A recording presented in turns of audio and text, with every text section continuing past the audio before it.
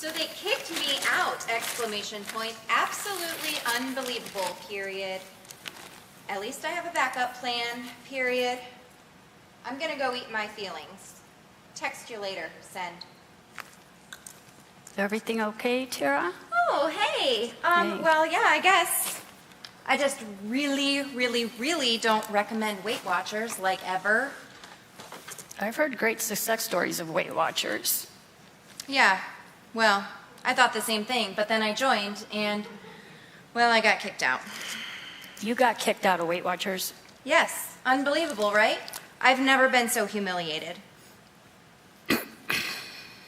Oh, what happened? Okay.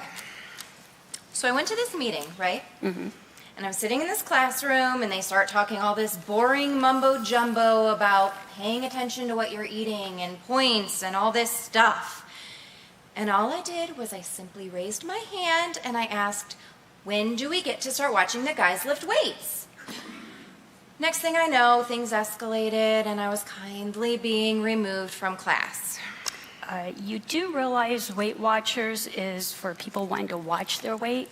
They want to lose weight, not watch men lifting weights. Yeah, I get that now.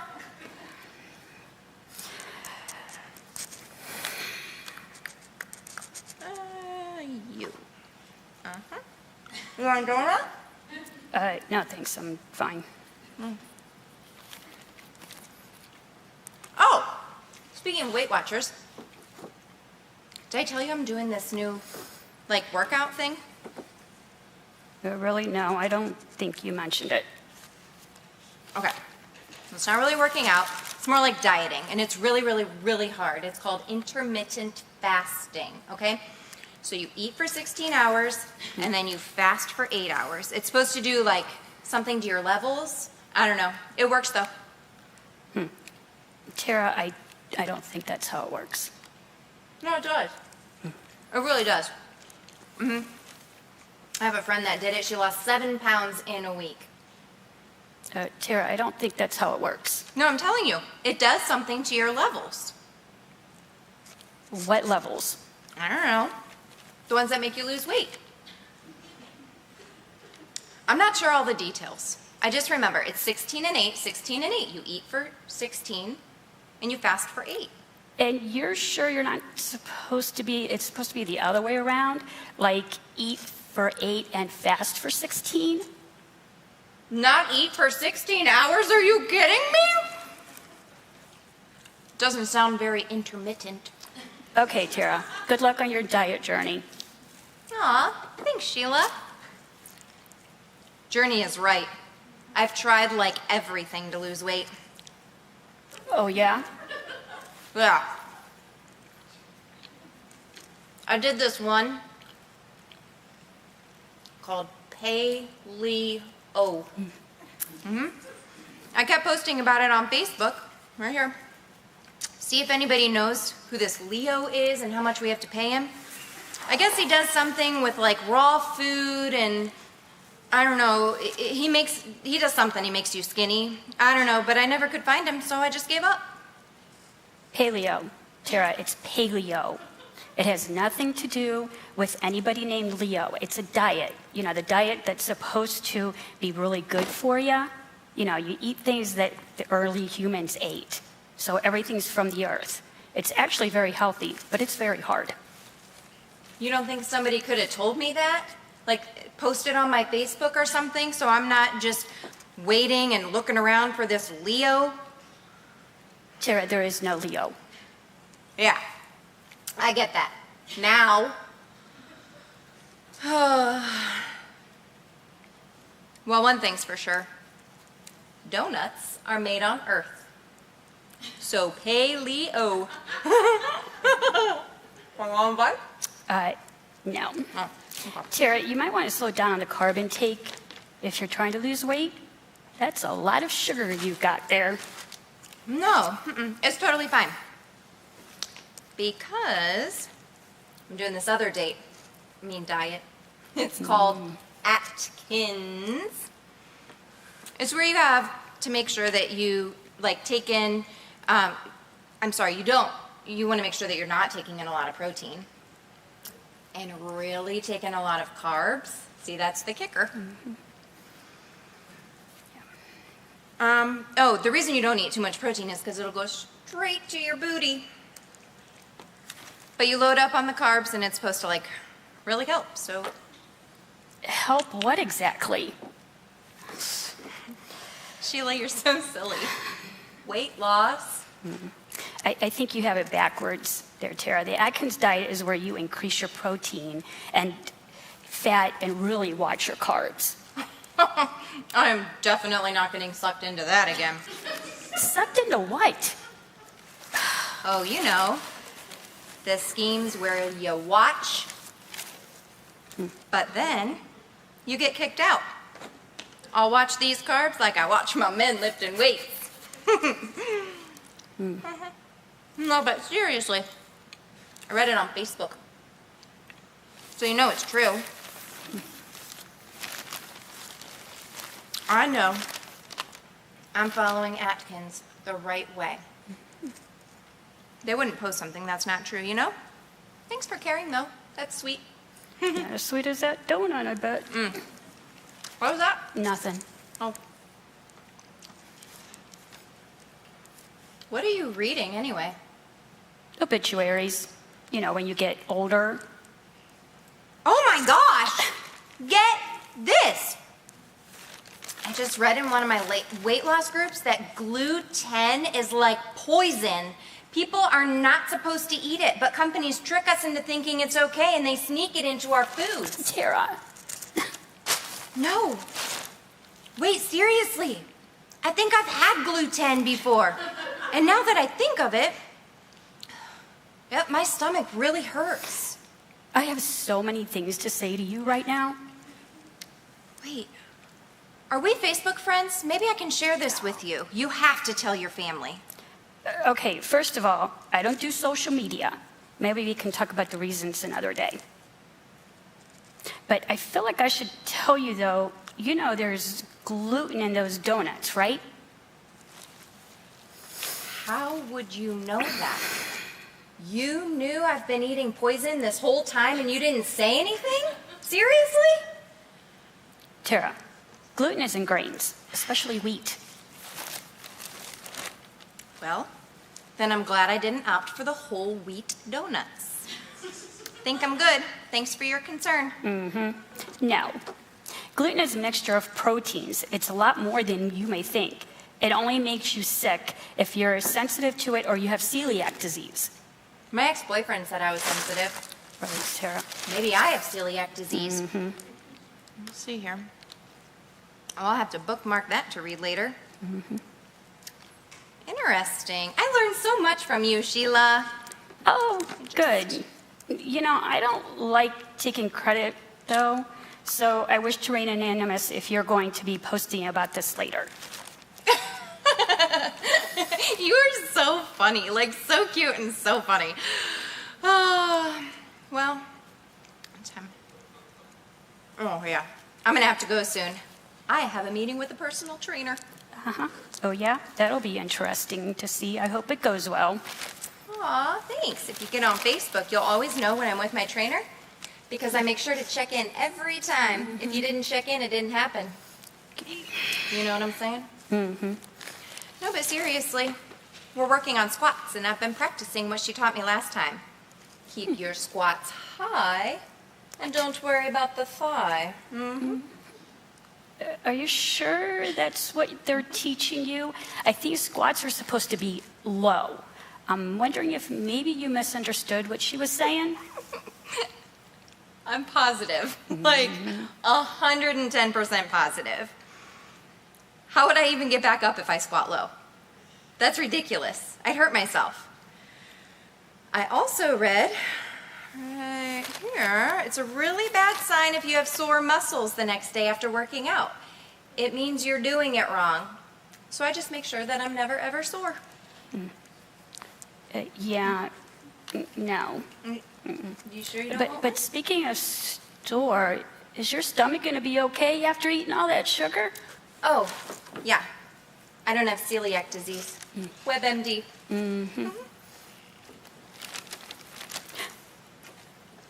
gosh, Sandy. Who? Sandy, Sandy Miller. OMG. Yeah, I know Sandy. Can't stand her. She seriously thinks she knows everything about everything. She acts all Christian. But I used to go to parties with her, and let me tell you, there was no room for Jesus between her and the fellas. Like, hello?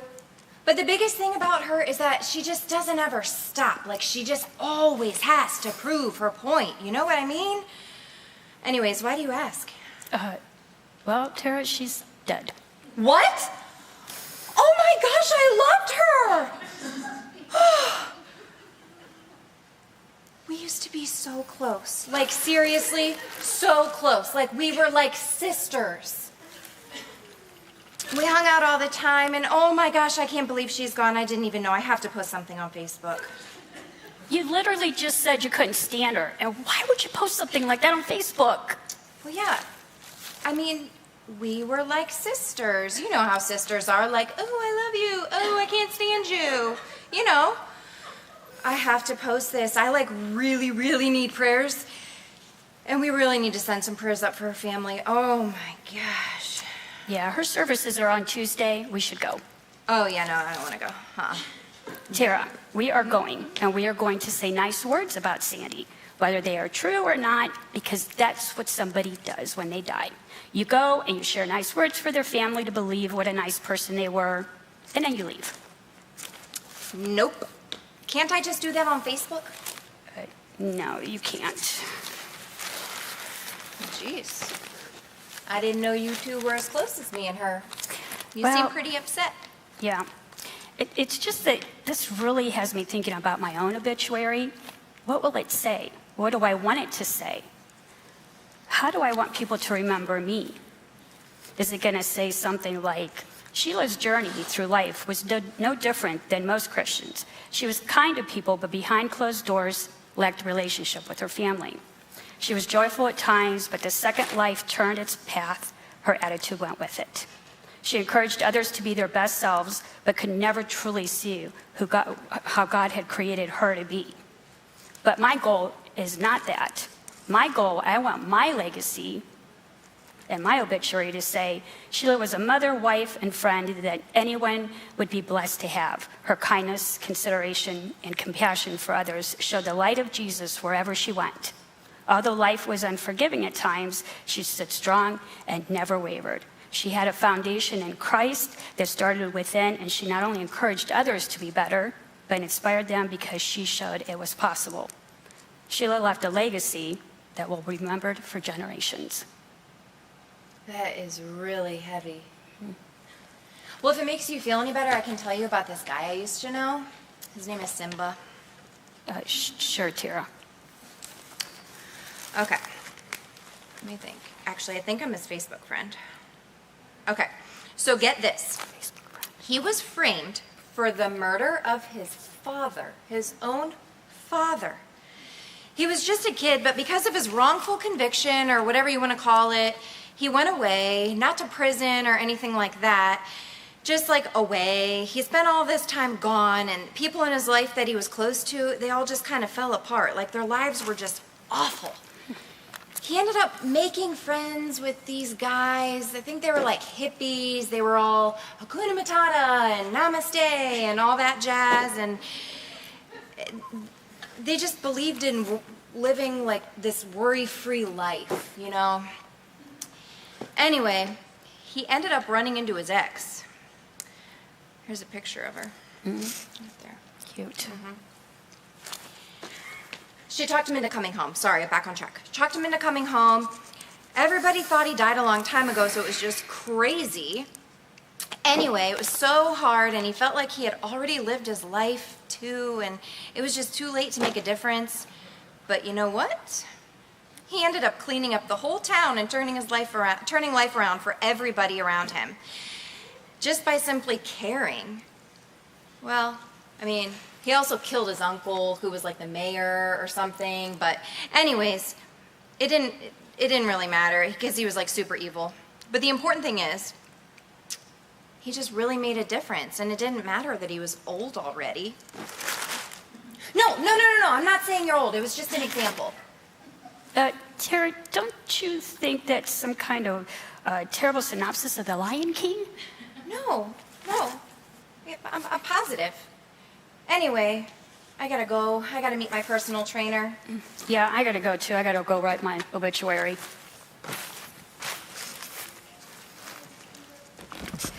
Well, that was pretty good. That was pretty exciting there. I don't know. I think maybe we should stop and have a period of extended prayer for those two ladies, don't you think? That was great. Well, this has been a great day so far, just absolutely wonderful. And I'm excited to share with you a little bit about legacy. I'm at the age where I really should be thinking about it, but you might be surprised. No matter how young you are, you really should be thinking about it too. When we think about legacy, we tend to think about the end of life, and Moses did that. You remember the story of Moses. He had his life started when he was an Israelite child, and he got taken to the Pharaoh's palace to save his life. And he ended up, through a series of events, he ended up being a great hero for the nation, and he was leading all these Israelites across the wilderness because of their disobedience and because of their lack of faith. A trip that should have just taken a few weeks ended up taking 40 years. It was quite a time for him. And God said that because of their lack of faith, that he was going to be leading these Israelites in circles pretty much around the wilderness until that whole generation died, and then they would get to the promised land. Well, you think about it. If the whole generation was going to die, he saw a lot of people die, right? He was leading 2 million people across the wilderness, and that unfaithful generation, they were going to all die. So think of how many people died. He saw people die every single day. And so he wrote in the middle of this, one of the Psalms. We typically think of the Psalms as being written by David, but one of the Psalms, Psalms 90, was written by Moses. And I'm just going to read a few verses to you, and it'll show you the kind of thing he was thinking about when he was watching all these people out in the wilderness, and he was watching them die. Lord, throughout all the generations, you have been our home. Before the mountains were born, before you gave birth to the earth and the world, from beginning to end, you are God. And then he talks about how the world is, what the earth is like. And then he says, 70 years are given to us. Some even live to 80. But even the best years are filled with pain and trouble. Now, we have people that live a lot longer than that. We have people who live shorter than that. But I think we could all agree that it doesn't matter how long you live, there's trouble in your days, right? We're having some of that right now. So he says that. And then he says, teach us to realize the brevity of life so that we may grow in wisdom. He concludes his song that he's written here with this. Let us, your servants, see you work again. Let our children see your glory. And may the Lord our God show us his approval and make our efforts successful. Yes, make our efforts successful. He's saying to God, he's saying, teach us what life is really like so that we can be wise and we can have a heart of wisdom. You know, in about, I think it was 2012, it's been less than 10 years ago, a lady was a researcher. She started out as a nurse, but she was working with people who were terminally ill, and she was working with them at the very, very end of life, somewhere between the last 3 months to just a few hours. And she decided that she would use some of her time, some of her personal time, in order to interview them, these people who were facing the end of life, and they knew it. And so she did quite a few interviews with these people. Some of them were within a couple of days of death. Some stretched out a little bit longer. They didn't know. But what she asked them, one of the main questions she asked them was, as you look back over your life, what regrets do you have? Well, there were a number of things that they said they regretted, but there were two that were two top regrets. The men that she talked to, almost 100% of the men said that their top regret was that they spent too much time at work and not enough at home with their family. If you have a workaholic husband, you might want to tell him that. You might want to pass that along.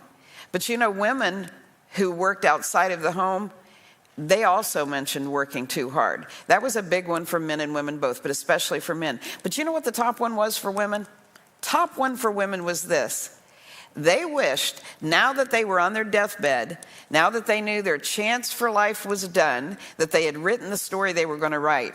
This was their number one regret. I wish I would have been true to myself. I wish I would have lived the life that I was meant to live. I wish I wouldn't have spent my life trying to please other people and not doing what only I could do. Can you identify with that? I'm going to guess that some of you already can identify with that. You can. You've spent a good part of your life already trying to look like, dress like, act like, be like, fulfill the dreams of someone else for you.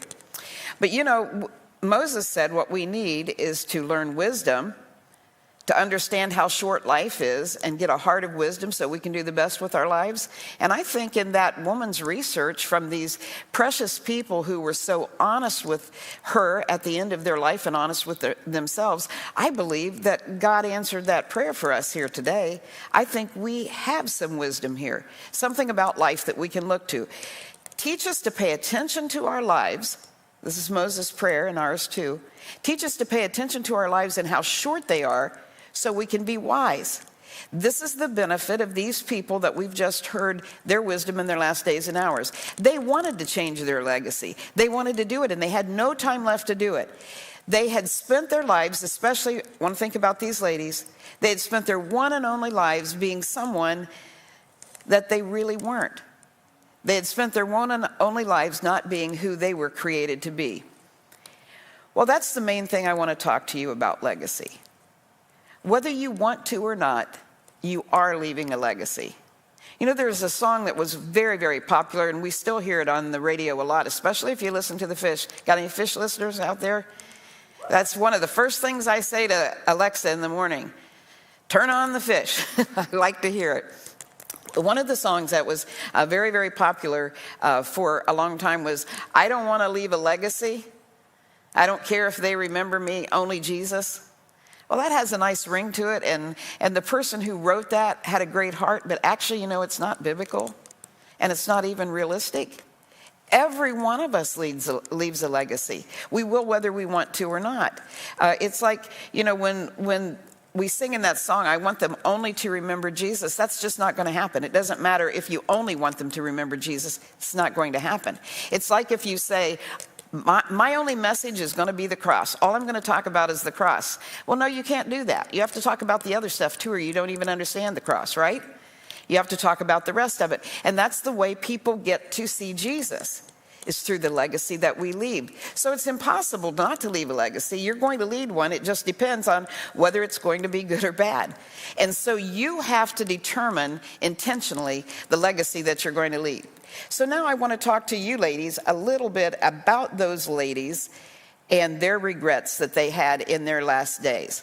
Their regret was that they didn't live authentically them. They didn't live an authentic life that was true to who they were created to be, true to their dreams, true to their calling. They didn't live that.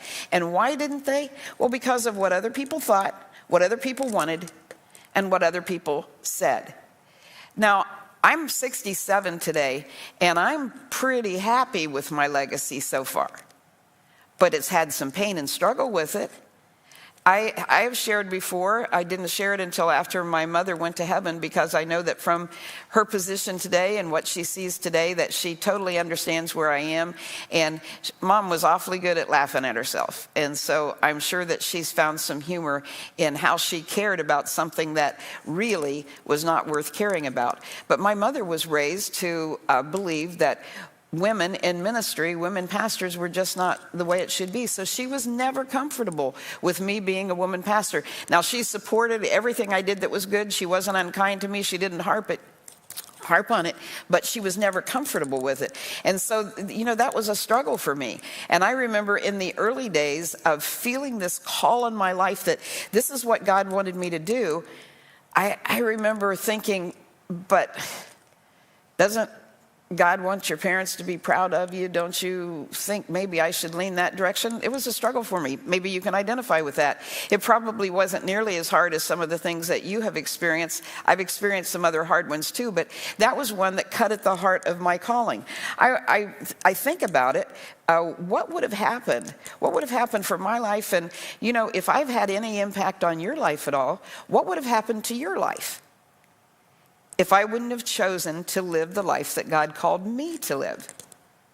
Because after all, God says every one of us is going to stand before God and give an account of her life or his life.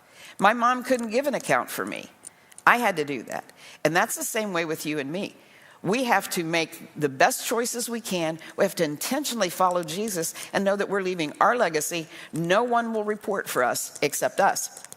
So if that's true, and I'm guessing that every one of you in your heart right now, you know that's true, why do we give people that kind of authority over us? Why do we give other people that kind of authority over our legacy? Well, I want to tell you a story that is true. It just happened in the last couple of years, and I think you'll identify with two pretty well-known people that I'm going to guess about every lady listening today knows who they are. The first person, you may not know who he is, and he's the least important part of this story. But he is a well-known pastor, and his name is John MacArthur. John MacArthur was speaking at a conference called the Good Shepherd Conference, and he's a prominent man in certain religious circles. And they were playing this game, this group of men pastors. He's part of a religious circle that only men get to do anything. So it was all men pastors and their wives in this conference, this Good Shepherd Conference, and they began to play a game. And their game, they called it Lightning Round. And in the lightning round, the moderator for the game would say words to John MacArthur, and he would respond back with the first thought that came to his mind. They said to him, Stephen Furtick. And do you know what he said? He looked straight at the moderator and he said, unqualified. Isn't that terrible? It's a terrible thing. And what's more terrible than that is that this whole room full of people, very large conference, began to laugh and jeer and clap. And then a little bit later, they asked him, just a few words later, they said, Beth Moore. And you know what he said then? He looked straight into the eyes of the moderator and the camera behind him and said, go home. And then another man who was in the circle of pastors that were having an opportunity to say things in the lightning rod, it seemed to me, pardon me for saying this, but it seemed to me that they were kind of showing off for each other, trying to see who could say the most outrageous thing. And he said, Beth Moore is fit for hawking jewelry on a shopping network, but not for handling the word of the gospel. Wow. Can you imagine? I mean, I'd hate to stand before Jesus having said those things. Now, you may think that I shouldn't have said John MacArthur's name. Yes, I should have. He spoke very publicly, and you need to know that there are people who are willing to do that, who are handling the Word of God. That's what he did. So how do you suppose that Stephen Furtick and Beth Moore responded to this? Stephen Furtick, I've heard him tell the story, and he actually heard it when it happened. He was watching and heard it. And you know what he said? He said, I was shocked. I was astounded. I didn't even know this man paid attention to me in any way, shape, or form. But he said, I thought about it and I asked God to help me. And the more I thought about it, the more I thought that was true. I am unqualified. But every story that I read in the Bible, those guys were unqualified too, all except Jesus. They were unqualified and God used them in powerful ways. Noah wasn't qualified. Moses wasn't qualified. Peter wasn't qualified, but God used them. And so instead of letting that caused him to bury himself, he decided that unqualified was not a bad thing because God was qualifying him. And God was making him able to teach and lead and leave a great legacy. A lady named Joyce Mefford, who is a Christian blogger, she happens to agree with John MacArthur, and with all of that, she's able to teach from writing, but not be a preacher. And this is what she said. I want to read it to you. She said, "I am so disgusted with Stephen Furtick. He should have buried his head and repented at his audacity, and instead he showed his greed by writing a book called Unqualified." Actually, that book is awesome. You should get it. It's really, really good.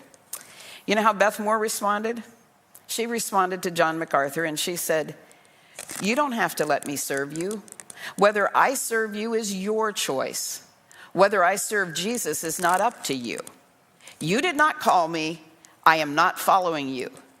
Jesus called me, and I will follow him all the way home." Isn't that powerful? Actually, I think that you ladies should give an applause for Stephen Furtick and Beth Moore for their response. Absolutely. Absolutely. Now, the reason I wanted to tell you that is because every one of you, it makes me feel emotional to say this, because I've had it and every one of you have had it too. You have had people play the game lightning round with you too, haven't you? Yes, you have, many times over.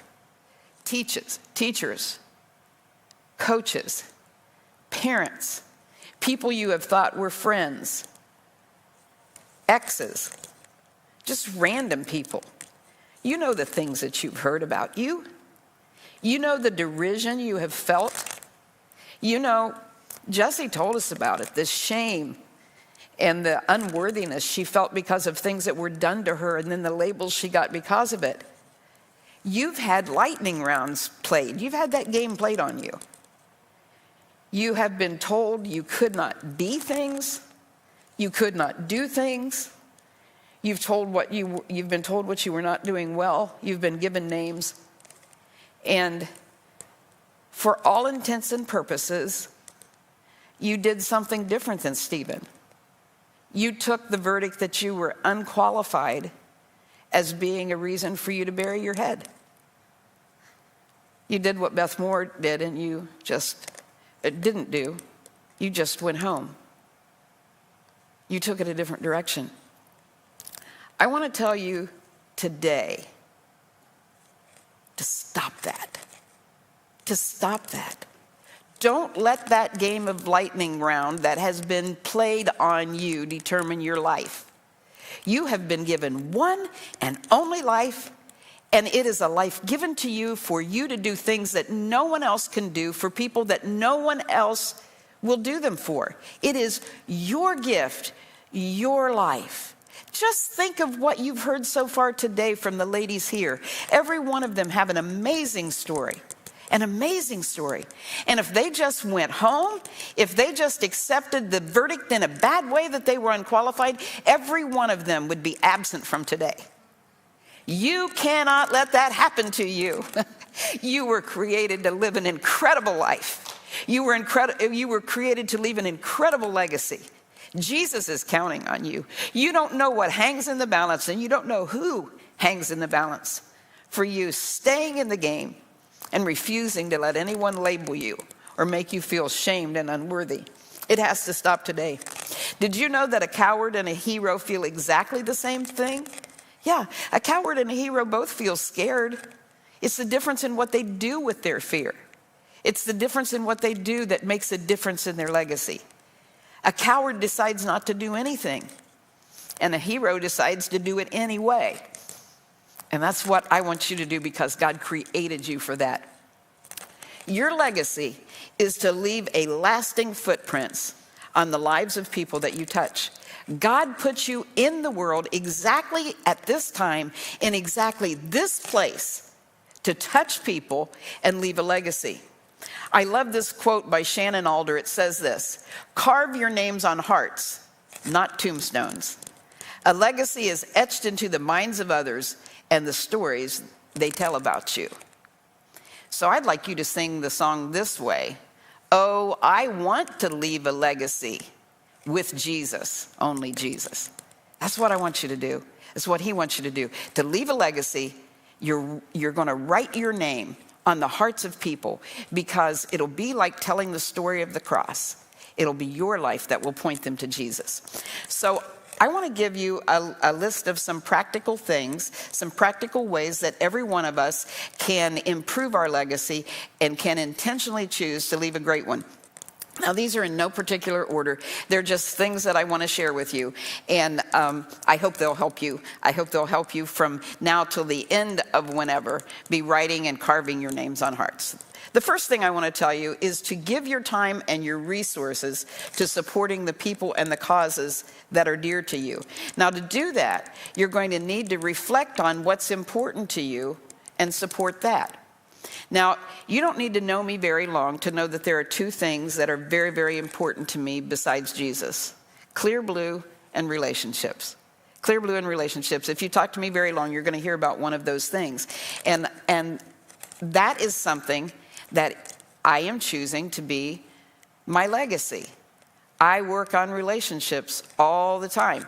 If you want to talk with me about something, if you just tell me you're struggling in your relationships, you're going to get time with me, because your relationships matter. They matter. They really do. I know that life is only as satisfying as your relationships. And so I want to help with those. So that's where I go. And I want my own relationships to be really good. So my first time and priority after Jesus is to relationships, and then Clear Blue. Clear Blue for providing clean water to desperately needy people around the world. That's very, very important to me. It plays big in my personal finances. It plays real big there, and it plays big in my time. Now, as I've retired from full-time senior pastoring, a large part of my time is going to make sure that Clear Blue can continue after I'm not here. You have passions, you have things. You need to think about what's important to you and allocate some time and resources to those. I have a new passion, and I don't know, this one is, everybody is okay with giving money to water around the world. You know, everybody's okay with that, and you don't get yelled at too much for that, and nobody criticizes you too much for helping relationships. But have you noticed that our world today is all torn up over race? And unfortunately, Christians can really get at each other over those things. Well, I'm one of the people that believe that the brown and black people in the United States have suffered badly and have suffered for a really long time. You don't have to agree with me, but I believe it. I believe it. And it's a hill I'm willing to die on. Do you know something I found out? I found out that the average black family in America has 7 cents for every dollar that the average white family in America has. That's just wrong. They get paid differently. Their opportunities are different. It's just wrong. It's just wrong. And for the church to sit by and let it be that way, for this part of the church, it's just wrong. So now I have a new thing that for the rest of my life I'm going to be supporting. I'm going to be trying to help black churches and black people move forward. It's just important to me. I believe that if you want to leave a legacy, you share your blessings with others. You share your passions with others. Both of those things are contagious. If you share your blessings, other people will share their blessings. Just recently, Todd Dunn shared his testimony on giving. I know 2 people who radically changed their lives because they heard how he was sharing his blessings and how he was giving. It's incredible. It's contagious when you do that. And then I want to urge you, as you're sharing your time and resources to supporting the people and causes that are dear to you, share your presence. Your presence. Because your presence is far more important than presents, right?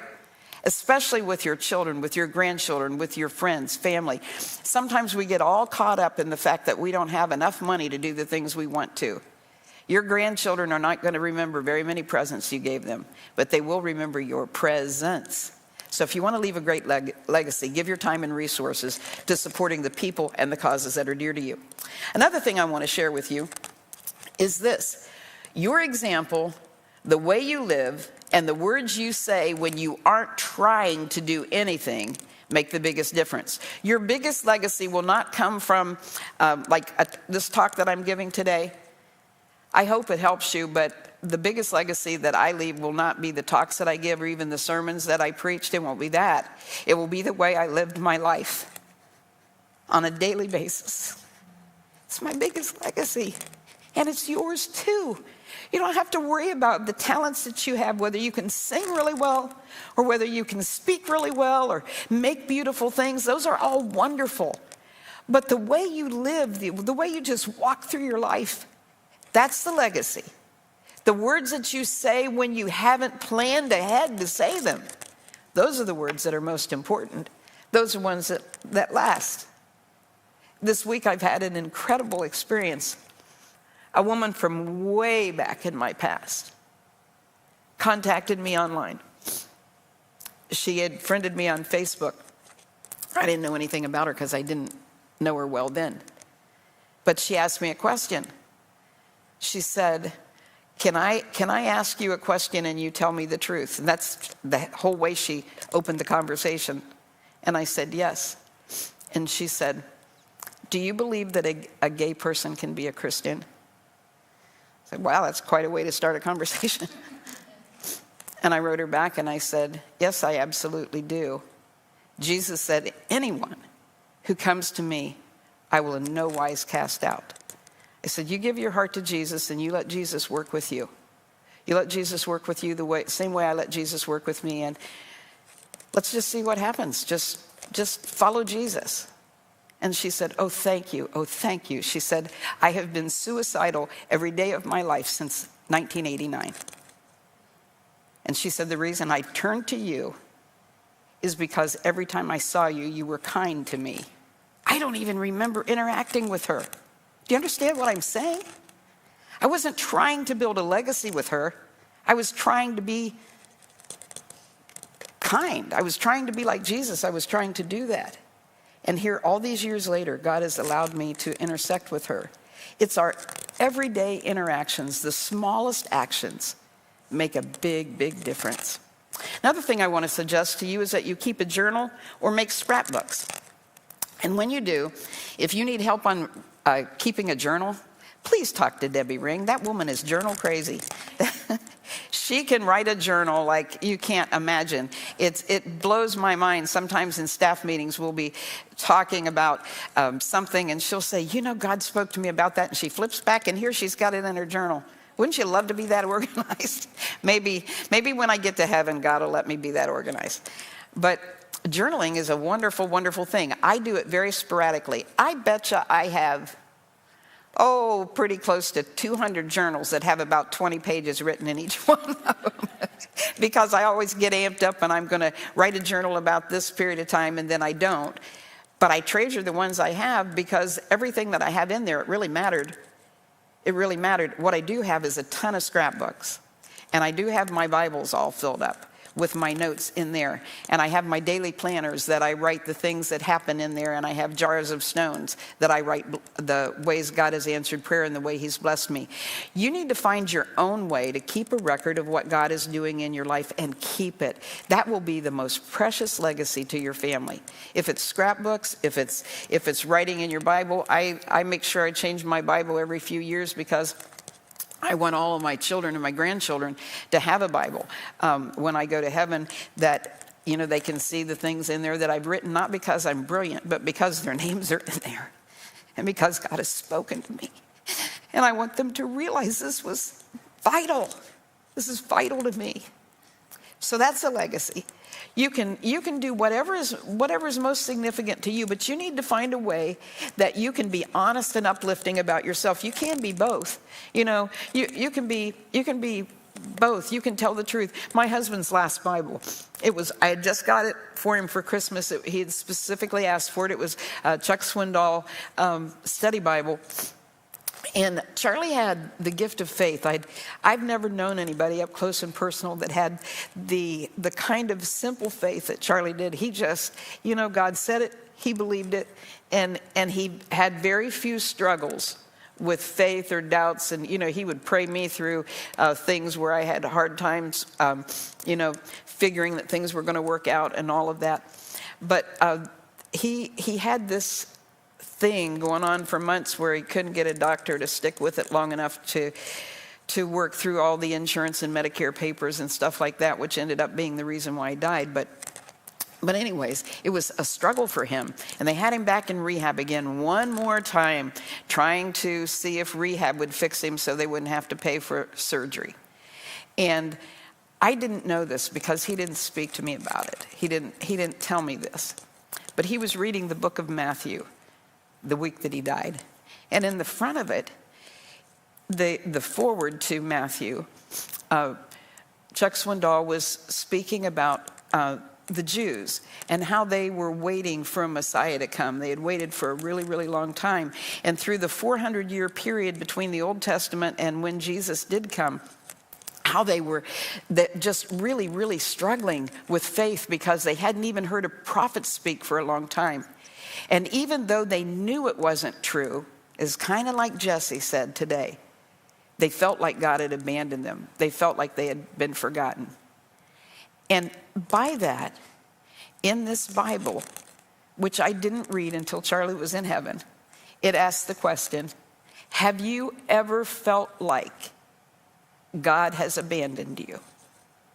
And Charlie wrote, yes, right now, but I know he hasn't. Do you know that means the world to me? It means the world to me to see that evidence that Charlie had his struggles, but he was choosing to put his faith in Jesus Christ. Now, I don't know how you want to keep a record of your successes and failures, but you want to do it. Scrapbooks, journals, your Bible, blessing stones, however you want to do it. Just be honest. It will bless your family. It'll be a great treasure. And along with that, pass on your family history. Your family history is a wonderful thing. You know, your conversion story, especially, you want to make sure that you tell that. How you came to Jesus Christ. Now, you may have a really difficult story like Jesse shared with us. You may have that. I don't have a difficult story there. I have difficult places in my story, but man, I was born into a godly home. I was born into such blessing. I say all the time, my compassionate heart comes from understanding how blessed I have been. I feel like I was 100 miles down the road before most people got into the starting blocks because of the parents that I had.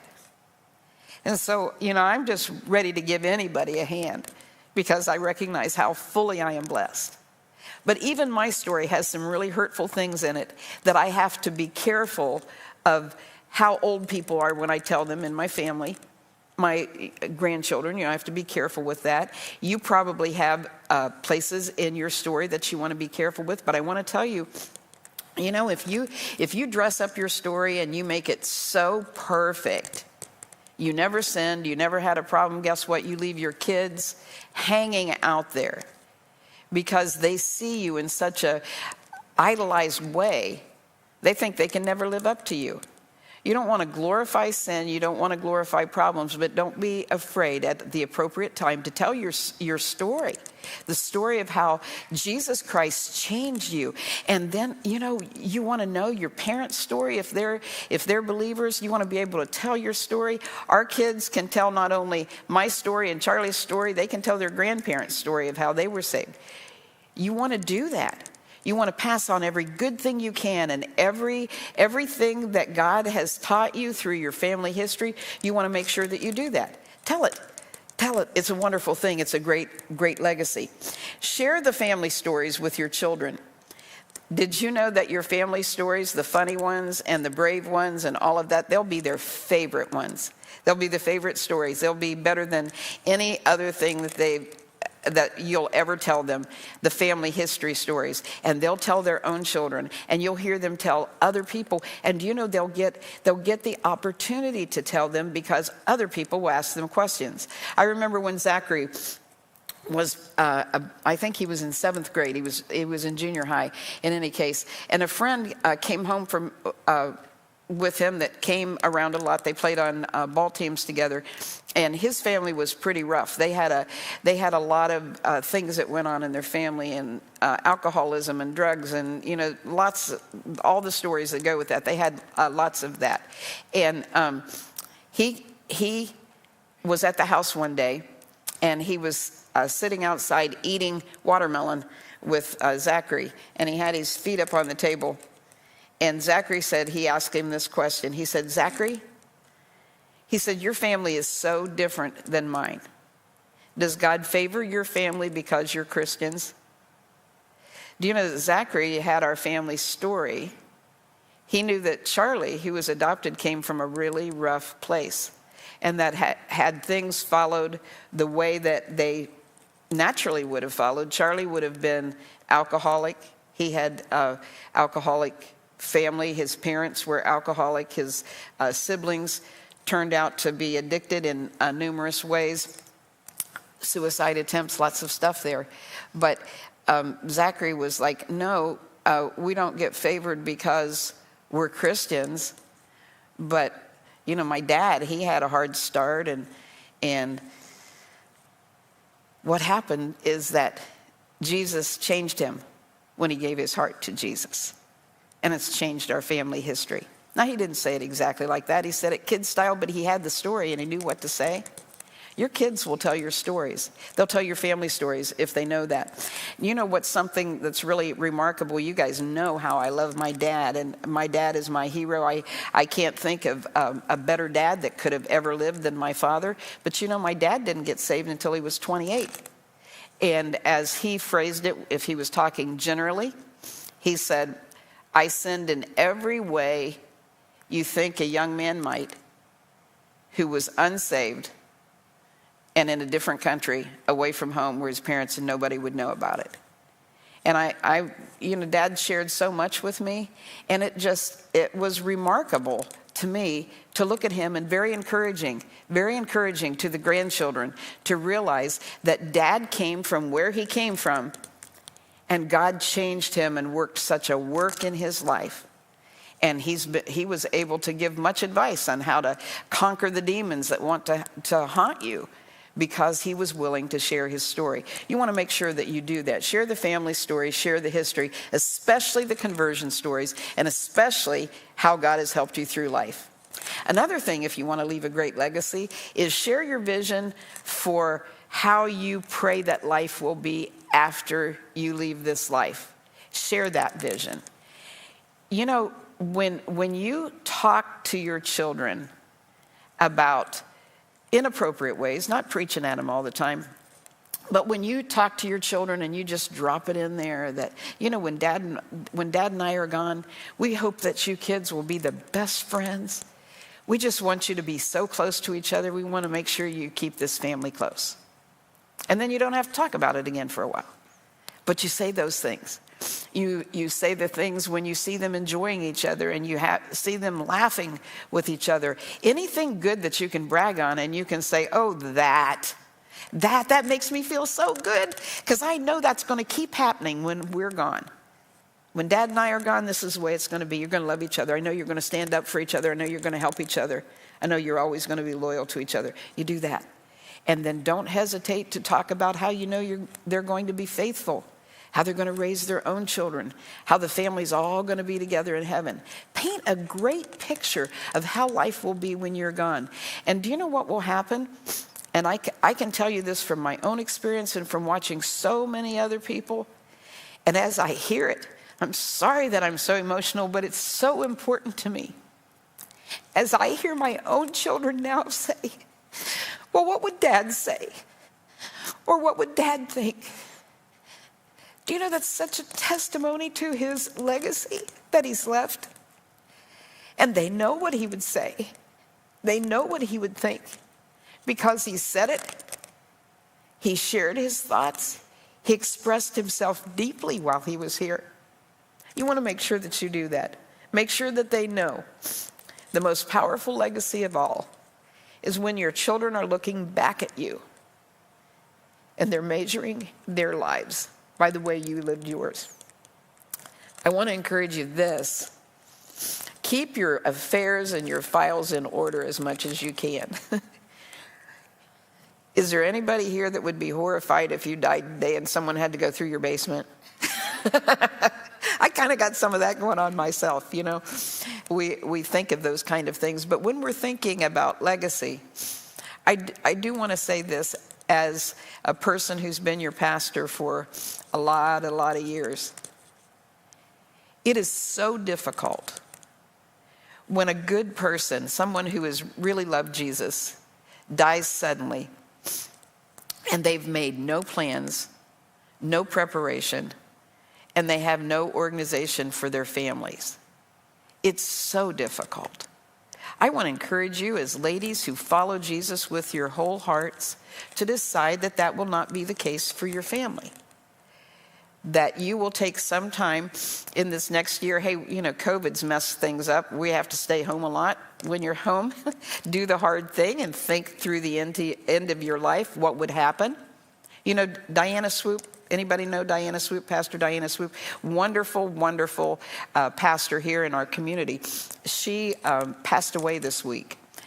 She died of cancer, but she'd had a 10-year battle with it and didn't expect to die right now.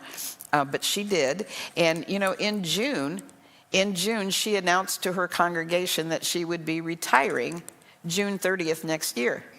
Well, that was her anticipated plans. She thought that would happen, but that's not what happened. And that's the way it is for all of us. We think that we're probably going to be around for a long time, and God willing, we will be, but we don't know. And so you want to be planning as you want to pray and be optimistic and hope as if you're going to live for a long time, but you want to plan as if you weren't going to live for a long time. That you would get your affairs in order, and you would have your papers together so people would know where to look for whatever they needed to know in order to take care of your services and bury you and do all of that. Whatever, I can't even tell you how many times I talk to families who really love their parents, but they have no idea what their parents wanted done. They have no idea. Don't know if they want to be buried, if they want to be cremated. They don't know, they don't have a clue. They don't even have a clue. I want to encourage you, if you want to leave a great legacy, part of it is being prepared. Part of it is being prepared so you don't make these already difficult days more difficult on your family. And, you say, well, I'm real young to be thinking about that. Yep, lots of young people died yesterday. Sorry about that, but that's true. I want to just encourage you to do that. My husband encouraged us to do that, and he had a folder, and I'm calling mine the same thing. It's called the Bye Bye Birdie folder. And it has in there, I have the things that are important to me for my funeral. Things that are important to me that I would like to be there at my funeral. And I'll give you a little sneak preview that I just put in there. Taylor and Bryce and that whole gang, they did the most awesome thing with that blessing video. If you've seen it, it was the most incredible thing. So I just put it in there, and I said, please use this for either prelude or postlude music for my service. So there you go, guys. You did something wonderful that will last. It was just such a gift to me.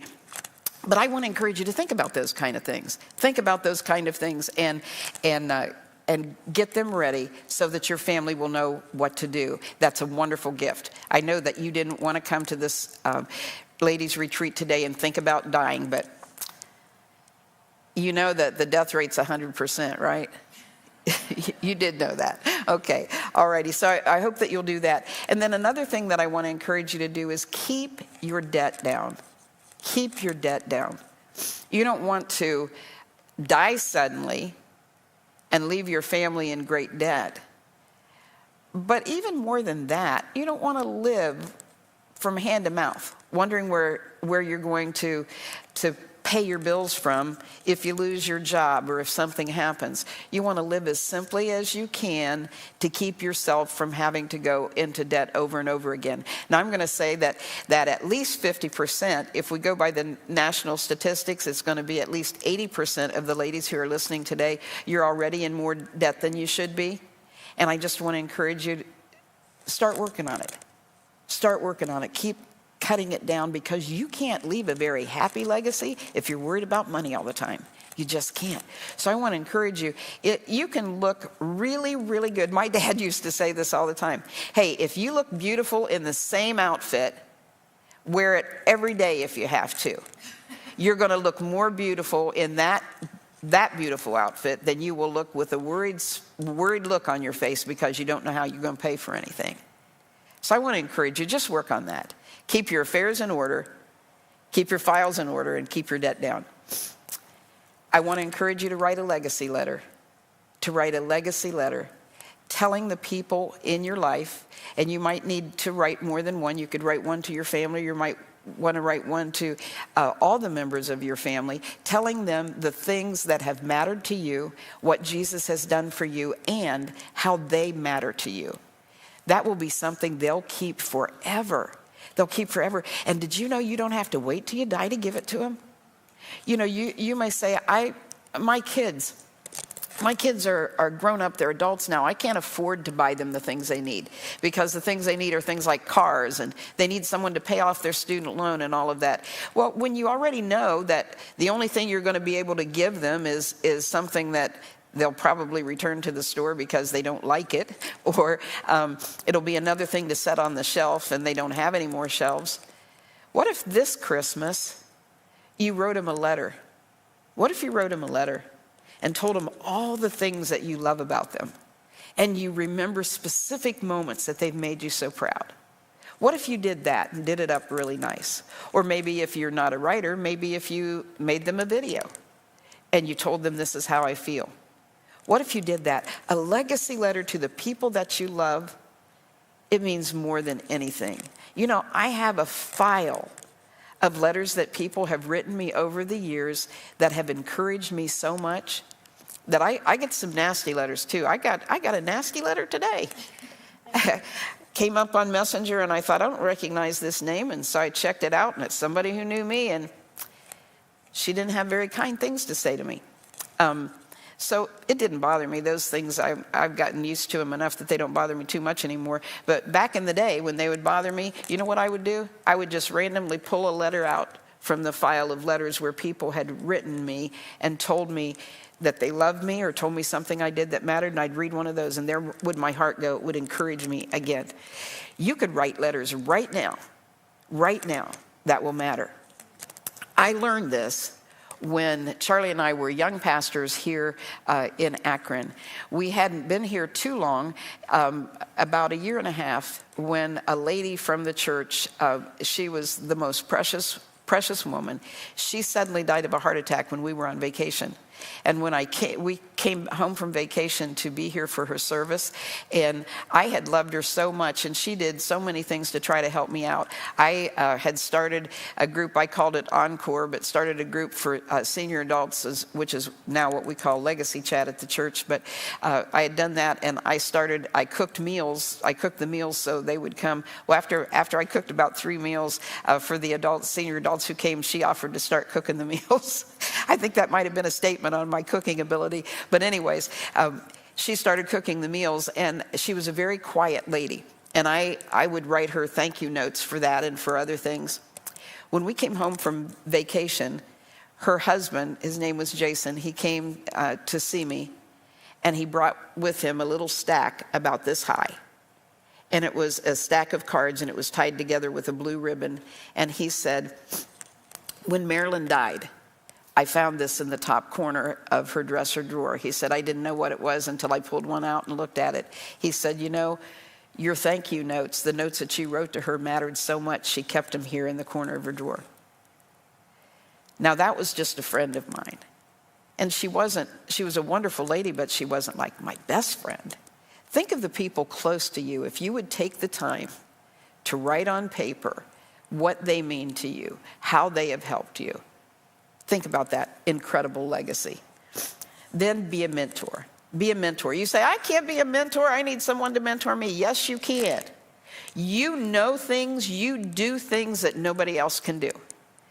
You know, your life story is just as unique as your handprint.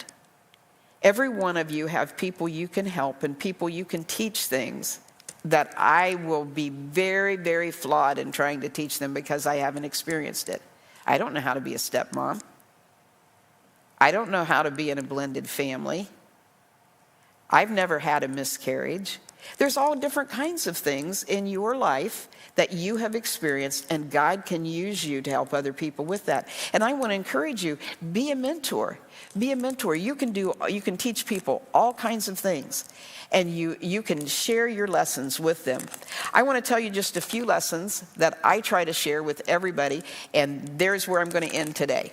I want to tell you a couple of lessons. One that I try to share with everybody that I mentor is you have to be resilient. Do you know what resilient means? It means you have to snap back. You have to be like a rubber band. You have to come back. Everybody has hard things that happen in life. Everybody has hard days. Everybody has it. And if you can't be resilient, if you can't bounce back, life has you. And so I try to share that with my life, with my example, and with the things when I'm mentoring somebody, when I'm talking to a young mother or whatever, I always try to get that across. You have to snap back. You're going to be disappointed. Your kids are going to break your hearts. You're going to have some struggles in life, but you got to bounce back. Because you can't, if you are down, if you can't bounce back, everybody that you love comes down with you. You know that old saying, if mommy ain't happy, ain't nobody happy? It's kind of true. And if you're depressed, if you're down, if you can't bounce back, everybody comes down with you. Everyone worries about you. So be resilient. That's one thing that I would want to tell you. I also would want to tell you this. This is a big lesson for me. And I think it's so unfortunate. If you look at our world today, you recognize that so few people know how to genuinely do this. You need to learn to clap for others when you want to cry for yourself. Do you know, here's how it is. You're going to have people that's going to get that job that you wanted so bad. You're going to try out, your daughter's going to try out, your son's going to try out for a sports role or for a play or something they want. And they're not going to get it. Someone else is going to get it. And do you know one of the greatest things you can learn in life is to allow yourself to cry for yourself, but you do that privately, and you clap for the other person. You clap for them. You are going to have disappointments in life, and if you cannot learn to clap for the person who was not disappointed then, you're going to have a pretty miserable life. You won't be much of a helper. So that would be a thing I would want to tell people that I'm mentoring. What's one of your lessons? I've learned that through some big disappointments of my own, but learn how to clap for others when you want to cry for yourself. Forgive quickly. Forgive quickly. If you don't forgive quickly, all you do is make yourself miserable for a really long time, and the person who hurt you, they don't care. They don't care. They're not suffering. Lack of forgiveness hurts you. And then the last one that I want to share with you, it's just a little one, but it's so important. I think that every one of us can go a long ways towards leaving a great legacy if we will decide to leave everywhere we go better. Leave the people that we're with and the place that we go better. Let me tell you something funny about that. I believe you can start your legacy in a bathroom. Did you know that? I think you can start your legacy in a bathroom. Most people leave bathrooms terrible. Public bathrooms, leave them terrible. They go into the bathroom, leave paper towels. If they drop a paper towel on the floor, they just leave it there, leave water all over the sink. They do all that kind of thing. Wouldn't it be wonderful if everybody would decide to leave a great legacy in a bathroom and would decide to clean up their own mess? You know what would be even better than that? And this is something I try to do. I try to leave the bathroom better than it was when I came in. I try to be real careful and be sanitary and pick up the paper with another paper and do that, but wipe the water off and clean it up. Why? Because if you want to leave the world better, you have to start with a small place. If you're not willing to leave the bathroom better, it's not too likely you're going to change the whole world. Do you catch my drift? If you want to leave a great legacy, and Jesus wants you to, you're going to leave a legacy of some kind. He wants your legacy to be great. He wants it to be great. And so I want to encourage you to start here. Start someplace small. Start someplace small. Decide that everywhere you go, you're for sure not going to leave it worse. And you're going to do your very, very best to leave it better than you found it. And if you did that, oh my goodness, your legacy is going to make people smile. It's going to make your children, if you have any, proud. It's going to make your friends delighted to be around you. You're going to make the world a better place. And Jesus himself is going to applaud you, and he'll say, that's my girl. That's what I wanted. I love you. Thanks for the legacy that you've built into my life. It's wonderful.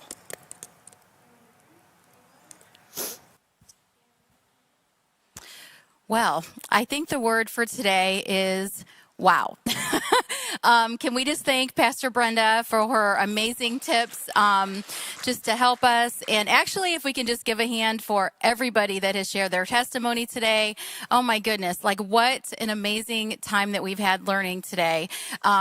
I love how God works this out, actually, because Pastor Brenda speaks for us every year at our retreat, and we never know what she's going to really be talking about. But what she talked about today fits perfectly with the box that is in your or the wooden box that is in your retreat box. So I just want to talk about that really quickly, what we had planned for this, and it goes perfectly with what Pastor Brenda has been encouraging us to do. So as you know, if we were to attend a live retreat event for the weekend, we think it's really important that we take some quiet time out. We talk about this all the time, that as women, we often have to give ourselves permission to be quiet, to spend time alone with Jesus. We leave these busy lives, and we have all these responsibilities, and sometimes we feel guilty if we take time for ourselves. So if we were at an actual event, we would be sending you off for a little bit of time to just spend some quiet time with Jesus, just learning and listening from him. So the box that is in your retreat box, your wooden box, comes with some instructions, and you're obviously going to be at your free will to do whatever you want to do with this, but there are some steps involved. What we would like to do, our idea for this is that we're all very into the wooden signs that we have up on our shelves in our rooms or our offices, living rooms. So for the 6 sides of the box in your activity instructions, there is a step for each side. So I love how Pastor Brenda is talking about writing a legacy letter. And I actually am known kind of for that in my family, just writing letters to my kids all the time. I used to sit on a swing in my backyard when my kids were just toddlers, and I wrote them letters, and I have all these letters to give to them someday. But I love that so much. But one of the things that we want to do on this box is take some time and write a legacy statement. I love also how Brenda said that we need to be, that the times that we're going to make the most impact in our legacy is when we're not being intentional, those moments that we're just reacting out of our own character, but that we do have to be so intentional in our walk with Jesus and our faith walk. So one of the things I want to challenge you guys to do is to take a minute and actually write a personal legacy statement. And I've included some examples for you to kind of look at. But for example, when you're working on this, and we hope, I pray that you'll just take an hour or 2 of quiet time, put on some worship music, enter in some time with Jesus, and go through these steps. But one of them, you would want to write out your personal legacy statement, what you want your legacy to look like, so that you have a vision for what that would be. And then you're going to write that on one of the sides of this block. So there's going to be 6 sides, 6 steps. And when you're all finished, your entire block will be covered. And we hope that you will be able to set this up on a shelf or something where you can flip it and constantly be looking at your goals for your legacy as you move forward in your faith walk. So that is it. We're going to start to wrap up here in just a quick minute.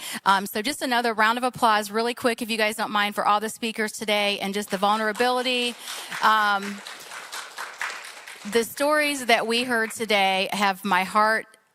I mean, it's like you're a mess at the same time, but just glorifying Jesus, because without Jesus, where do these stories end? So it's so exciting. So I'm going to ask everybody, I know you're in your homes, if you're alone, if you're with your children, if you're with a group, I'm going to ask you guys to please stand during our last worship song. We're just about to get ready to wrap up. I personally can't sit through this worship song, so I'll be standing and praising Jesus. So join us for this last moment of worship. We just want to thank you from the bottom of our hearts for being here with us today. We're just so grateful, and we're so grateful for Jesus for making this happen. So please join me in prayer as we enter into our last worship song for the day. May God himself call you to himself. May he show you your arrows, and may you shoot them until that grand day you stand before him without fault and without blame, in the presence of the Father. Amen.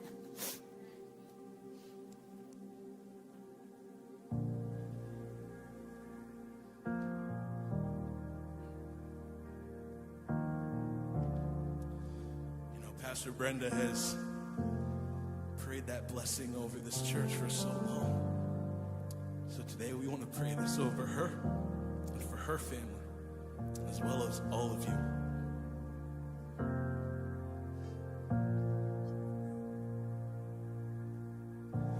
The Lord bless you and keep you. Make his face shine upon you. Be gracious to you. The Lord turn his face toward you and give you peace. Sing that again. The Lord bless you and keep you. Make his face shine upon you and be gracious to you. The Lord turn his face toward you and give you peace. Amen.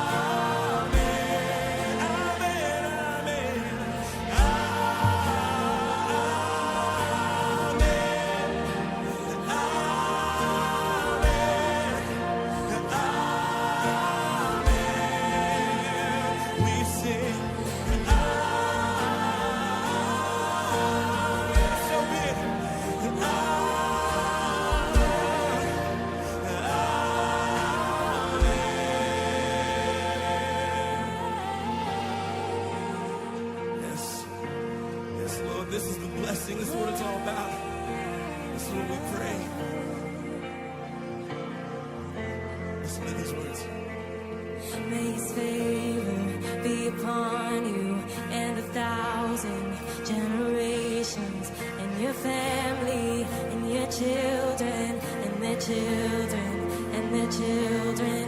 May his favor be upon you and 1,000 generations, and your family, and your children, and their children, and their children. May his favor be upon you and 1,000 generations, and your family, and your children, and their children, and their children. May his favor be upon you and 1,000 generations, and your family, and your children, and their children, and their children. May his presence go before you and behind.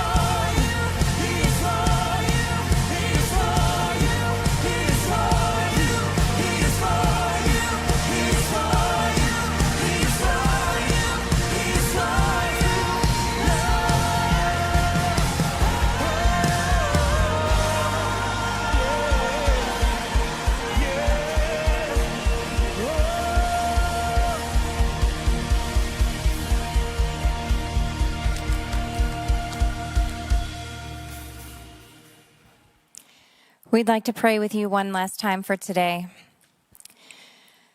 God, you've done it. You have done it again and again and again. And here we are at the end of our first virtual fall retreat. And we thank you. We thank you for making all of this possible. We thank you for each and every person who made this happen. God, our Father, we mostly want to thank you for the legacy of your Son, Jesus Christ. We have such an amazing opportunity by the power of the Holy Spirit to go out and leave a legacy that you will be so proud of. God, give us the strength that we need to face our daily struggles, to wear the many hats that us as women have to wear each and every single day. Give us what it is that we need to get through that day and leave a bit of you in every move we make. Let them see you through all of us.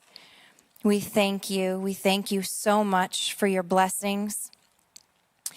And today, as a team here, we'd also like to say a special thank you to our leader, Deanna Shriver.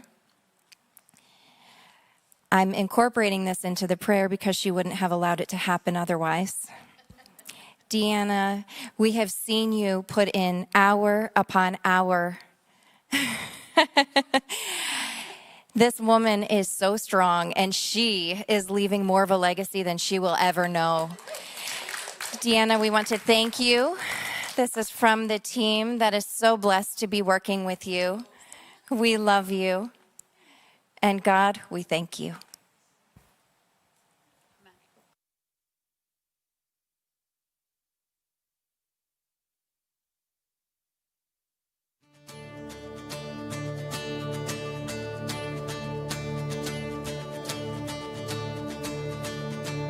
I was buried beneath my shame. Who could carry that kind of weight? It was my tomb till I met you. I was breathing but not alive. All my failures I tried to hide. It was my tomb till I met you.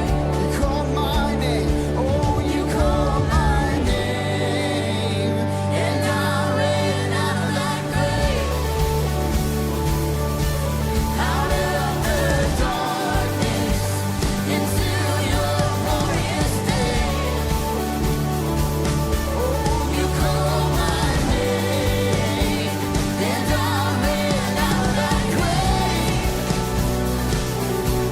out of the darkness, into your glorious day. Now your mercy has saved my soul. Now your mercy has saved my soul. And now your freedom is all that I know. Oh, the old made new. Jesus, when I met you, you called my name. Oh, you called my name, and I ran out of that grave, out of the darkness, into your glorious day. You called my name, and I ran out of that grave. I'm out of that grave, out of the darkness, into your glorious day.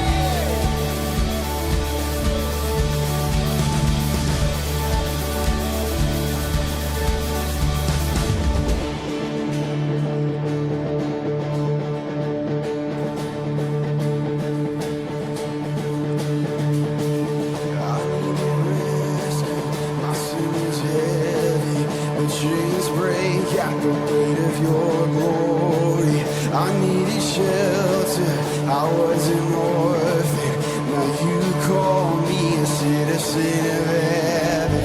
When I was broken, you are my healing. Now your love is the air that I'm breathing. I have a future, my eyes are open. 'Cause when you call my name, I ran out of that grave, out of the darkness, into your glorious day. Oh, you call my name, and I ran out of that grave. I'm out of that grave, out of the darkness, into your glorious day. 1, 2, 3.